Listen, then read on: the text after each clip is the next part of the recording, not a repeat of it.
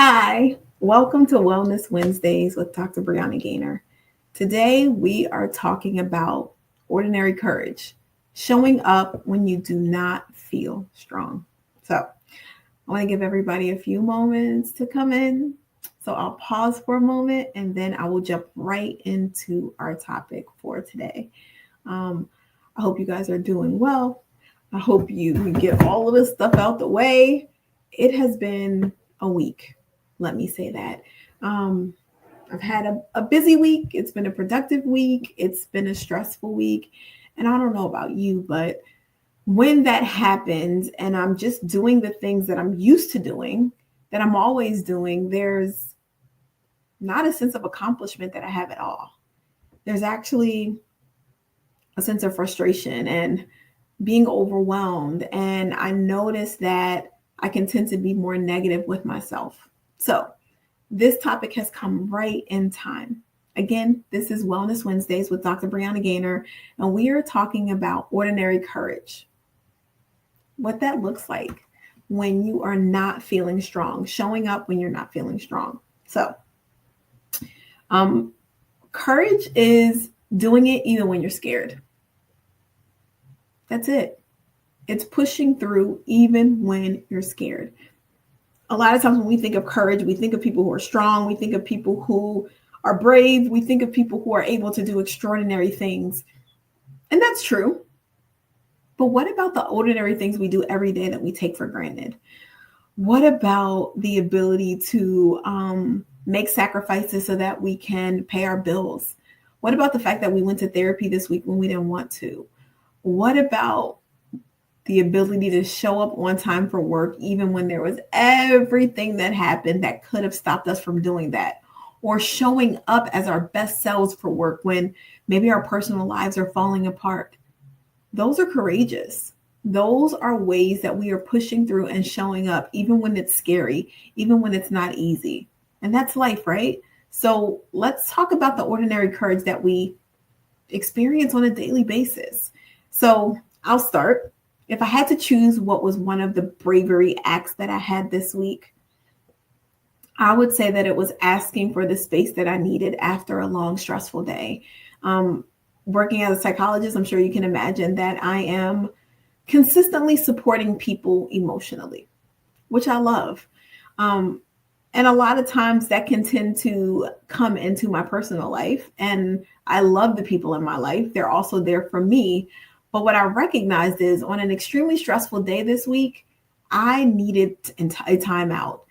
And there have been times when I have overextended myself and been overly stressed because afterwards I was depleted. And I remember telling myself, yeah, no, I can't do this today. So it was telling my loved ones, I am tired. I need to take a beat. I need to go. I'm just going to sit here and watch TV. I'm not in the mood to talk right now. And being very honest about what I needed. Because sometimes when we are the people who are caring for others, we don't take the time to care for ourselves. So, first of all, let's talk about what has been your courageous act this week. And it's likely the things that you think you just kind of have to do, you expect to do, you don't even think about doing. But what are those little things? Did you go to the gym? Did you wake up early? Did you take more time to meditate this morning? What are the things that you did despite everything that was in your way? What are the things you do on a daily basis related to work, family, relationships, cleanliness, taking self-care, or engaging in not only self-care, but just daily practices that you need to do? Getting up, brushing your teeth, being present when you don't feel like it.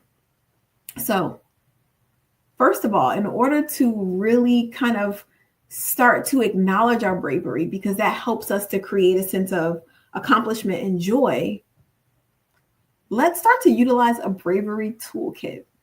So I have a few things that I want to suggest that I think can help us identify the things we're doing. Again, we're talking about what's already there that maybe we're not giving ourselves credit for. The first thing is a micro courage tracker. Micro courage tracker. Micro meaning small. The small things you were able to do today. You asked for an extension. You told your boss that you were confused. You were able to accomplish a task that you weren't able to do the day before. When we start to track things, when we start to see them physically, when we see those lists, it helps remind our brain that we are doing things, that there are these things that we are being successful in.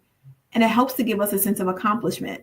A lot of times when we keep the information inside our heads, it's just kind of swirling around and we don't really acknowledge it because we're not really taking account of all of it and really appreciating all that it is. So let's start tracking our micro courage tasks, the things that we're doing. Let's start tracking those micro courage moments because it can really help us to acknowledge what we're doing and the fact that we're showing up. Because I guarantee you that a lot of the things we just think we kind of have to do, well, that's just what you do. Everybody doesn't do it. So we need to start giving ourselves credit. The second thing is a survival CV. CV, curriculum vitae, a resume. We have to send those out, right? We're applying for a job and we're saying all the things that we've done, all our accomplishments, and this is why we're qualified.